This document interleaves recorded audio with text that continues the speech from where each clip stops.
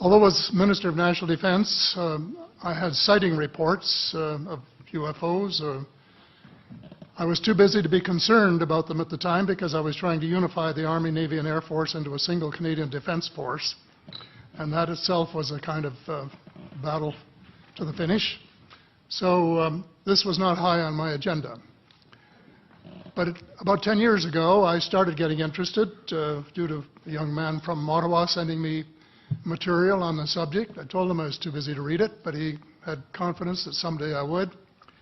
It took me a while to get around to reading it, but I took it for my summer reading in 2005 and was really impressed with what was contained in it. And what I thought to myself is there are huge issues here, huge issues. And the American people and the people of the world have a right to know what's going on because they're part of it. It's not just an isolated thing. I accept the invitation of Victor Vigiani, who's over here somewhere, and his cohort, Mike Bird, to speak to a symposium at the University of Toronto. And I said, UFOs are as real as the airplanes flying overhead. That gave me the dubious distinction of being the first person of cabinet rank in the G8 group of countries to say so unequivocally.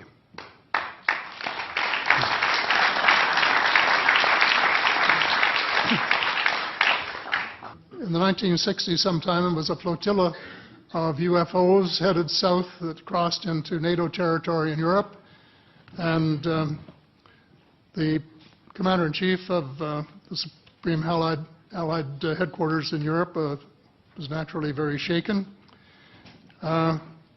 Fortunately, or maybe divine providence, before the panic button was pushed, the flotilla turned around and headed back north.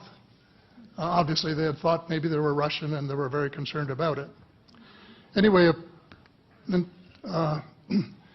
investigation was launched into this whole subject, and a document was prepared which concluded that at least 4 species had been visiting Earth for thousands of years. And this is my own view at this stage as well. So, except for that, there are just a couple of things that we've talked about that I'd like to refer to. And one was that we were referring to them as they until this morning when Linda Moulton Howe, I think she was the first one, actually named 3 different species. I don't think we can any more refer to them as they because they're not an amorphous mass. They are different species and consequently may have different agendas. I don't think we can say that they all have the same agenda any more than we could say that the United States, China, and Russia had the same agenda. Our real interests may be very similar, but as of now, our perceived interests are still quite far apart. One more observation before I begin what I want to say, and that is that we spent quite a bit of time talking about the 66-year-old cadavers. And I was glad to have Linda this morning finally say that there are live ETs on Earth at this present time, and at least 2 of them probably working with the United States government. The other species that I learned about not too long ago was called the tall whites. And this is when Paula Harris broke the story just a few years ago. And through her good offices, I had the chance to talk for about 3 hours with former Airman Charles Hall and listen to this absolutely fascinating story of how he was working with, first of all, he was scared out of his skin, but after that, when he got to know them, how he was working with, and finally they became to trust each other and have a good working relationship with the tall whites at the gunnery range at Indian Springs in Nevada, and these tall whites were living on United States Air Force property and working in cooperation with the United States Air Force and sharing technology with them. He wrote a book, incidentally, called Millennial Hospitality. There are 4 different versions, but Paula says that Millennial Hospitality number 2 is the best. I think that's the one I read, and it's a very interesting read if you want to sort of get inside the problem of what it's like to bump into these people floating across the terrain in the desert. Well, enough on that for now. My interest is in full disclosure. And my only caveat is I think probably I would say 95 to 98% full disclosure. I know of 1 or 2 things that I'm not sure should be in the public domain, at least yet. They will be someday, I'm sure, but not maybe immediately.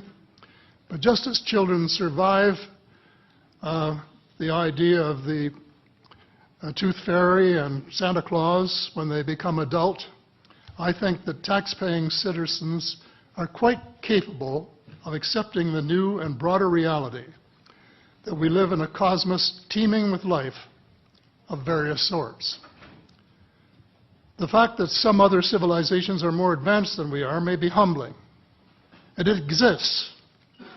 And it's being kept secret by the same vested interests who control our destiny. Who are these vested interests, and what are they up to? Well, Senator, you were talking about a military junta.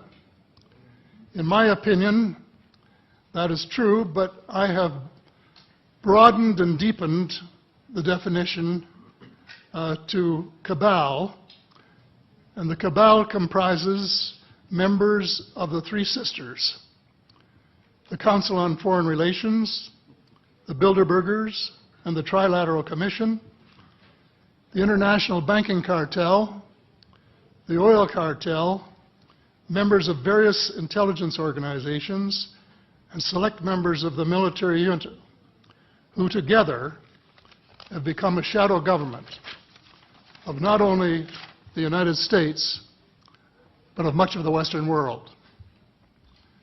The aim of the game is a world government comprising members of the cabal who are elected by no one and accountable to no one. And according to Mr. Rockefeller, the plan is well advanced. Does this help you to understand why our civil rights are being taken away from us?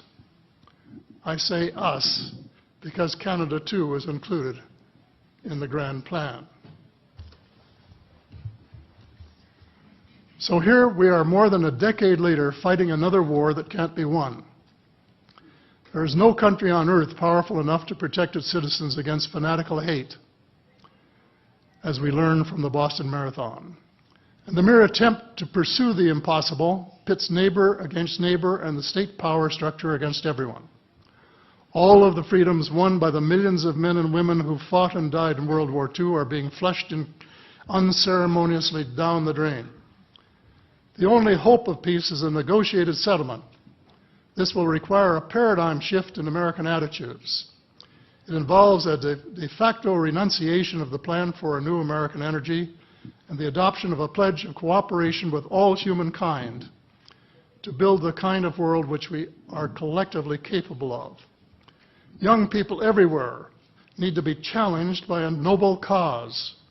They need to be involved in arresting global warming, creating a banking system that is just and sustainable, and lead the way in the transformation to the new reality that we have to live in harmony with our celestial neighbors, as well as seeking peace on earth. In a word, we have to become spiritual beings and practice the one tenet that the world's major religions have in common, and that is the Golden Rule.